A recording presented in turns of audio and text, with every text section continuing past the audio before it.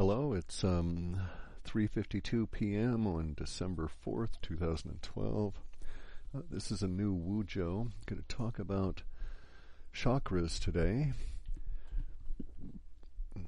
There are these, the chakra means wheel in Sanskrit. It can also be an implication of turning or motion.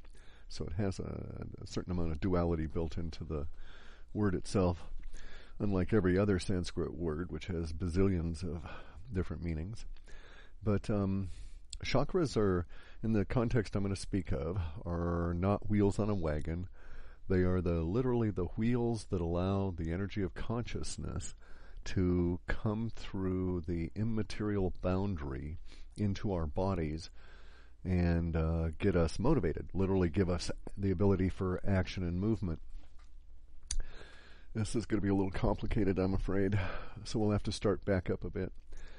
There are 22 trillion times a second, there's this pulse from the center of the universe that goes to the center of every galaxy outside of time and space, so it happens instantaneously. From within each galaxy, from that middle, it goes out instantaneously to all the solar systems and all the extrasolar system material in that galaxy, again, outside of time and space, and it happens instantaneously. These 22 trillion times a second pulses are interspersed with 22 trillion times a second pauses. In the pulse, everything in the universe is created. Like a flashbulb lights up and we see ourselves and all universe around us. If we could see it 22 trillion times a second, this is the effect that would occur. If your mind could capture that, it would be very much like you were living in a strobe that was flashing at 22 trillion times a second, and every time it was not flashing, you were in total instant darkness. Probably, in our case, we would have some memory of the light because we have this thing called persistence of vision, which you will note if you were to stare at a candle for a second and then blow the candle out or turn the light off after staring at it, you'll see the persistence of vision maintains itself within your visual cortex as though the object is still there in sort of a hazy fashion. But so, now imagine this, the 22 trillion times a second strobe that creates reality.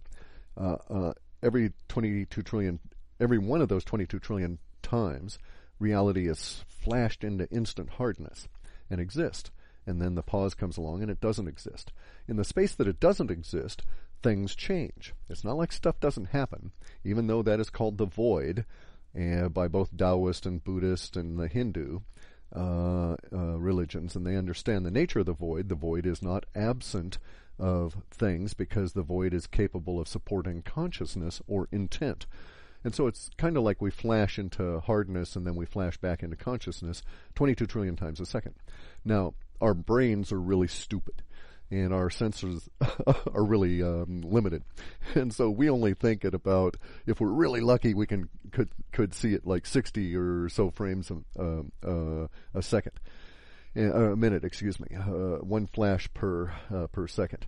And we know that we can be tricked into thinking that still motion pictures flashed repeatedly look like movement to our minds. Part of this is that persistence of human vision I was talking about. We see the image between the images. We see it almost morph because of the way that our eyes work with our brains.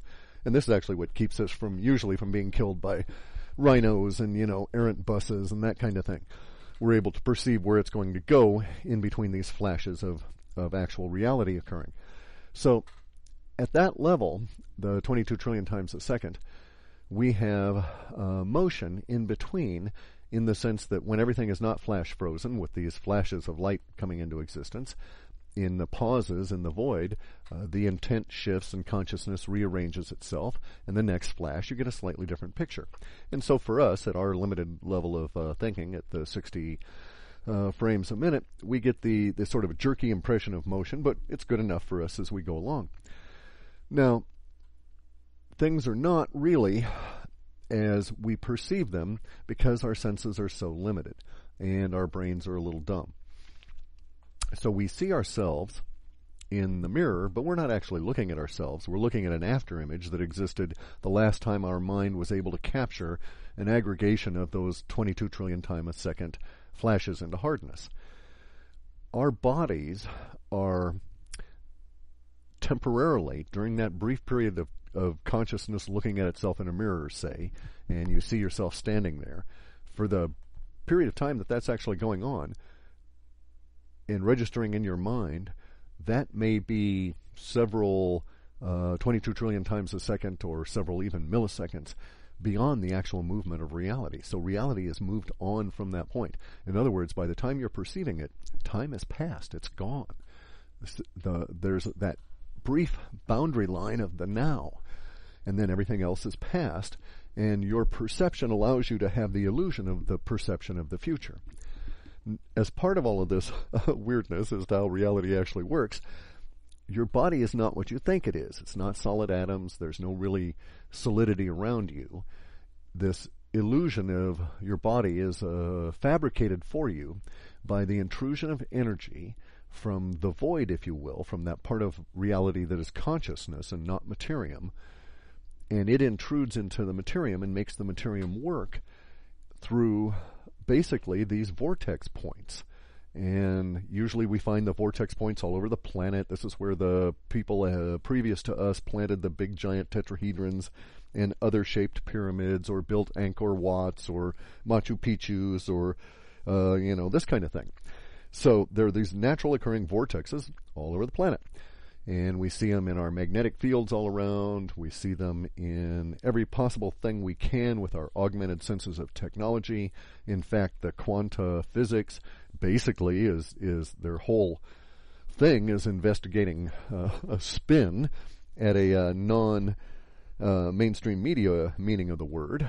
And their investigation will ultimately lead them to believe that there might be hundreds of trillions of particles, because it's sort of like the mind chasing itself. They will never cease finding new particles if they keep looking for them, because they keep creating them as they look for them. They don't really exist the way that these people think. So CERN is really a huge waste of money if that was its intent, which I kind of doubt. In any event, as an aside, now let's go back to the idea of the whole spin of the chakras. So your body, as it is existent during these hard periods of the reality flashing into existence 22 trillion times a second, has to be energized within the materium in order to make the molecules and everything shift themselves ever so slightly so that you can have this perception of movement. And that's how movement works within the materium. We just very much like the old style of claymation, or the way that they used to do animation. I once did an animation when I was a kid of a couple of cartoon characters cut out of paper, and I'd shift them and take a photo, shift them and take a photo, and so on. And it worked very well. It was a nice little animation technique. And that's fundamentally how all of reality works, only, of course, it's working really damn fast. And so we'll never perceive it.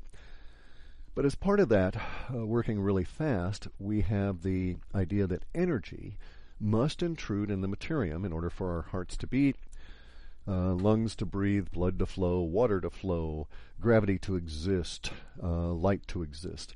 So the universe, when they say go into the light and all of that, that's kind of bogus. Light only exists in the materium. It doesn't exist in the void. You'll never encounter that kind of a choice, believe me. Excuse me. It's been a rough few days with Kathy in the hospital. And this is late in the afternoon for one of these in any event. But I wanted to get it out while I was still thinking about it. So the energy has to come in from the consciousness part of reality. And we can think of consciousness and materium as two halves of duality, because it makes sense in a way to think of them that way for this discussion of our experience as being humans. And for all the non-humans, because I'm sure this also applies to them, if any of them are listening. The boundary layer between consciousness and the materium is itself the very edge at which material reality exists. So that's continually around every atom, and not really, 5 miles that way and 6 miles up in the sky. It's not that kind of a boundary layer. It's a boundary layer that exists everywhere continuously in all things. Within those boundary layers, we get the ionic conversion of energy, because that's the first thing that can exist is ions. And actually, that was the way that I derived the 22 trillion times a second, was based on the number of hydrogen in an ionic state and how many of these hydrogen ions could occur in a given volume of space and at temperature and pressure. and that was then I took it up 3.5 times that in order to get the blink rate, so to speak, that was necessary for the creation at a interconnecting level of crossing lines of the pulse. And then that's 1 order of magnitude, and that's how you get 22 trillion, more or less. It doesn't really matter. We could say it's 80 trillion. The number is just for monkey mind. But basically, there's a lot of them. Anyway, so the energy has to come across this boundary layer, and it comes into every atom, and it comes into our bodies. Now, this is where we start concentrating on the chakra approach to this. We have chakras, or wheels. The reason that we're calling them wheels is because these energy centers, where the energy crosses the materium to immaterium boundary, consciousness to solidity, if you will, they give these the chakras a spin as the energy comes in. So, from our viewpoint, the human body is actually we look at it as these sort of solid, mostly, or bags of mostly water that are stumbling around in a pretty good fashion on our bipedal locomotion. Not really very stable, but extremely wickedly good if you've got the computer control for them. Much better than quadrupeds and so on, because they can't really climb except in rare instances, bears and such.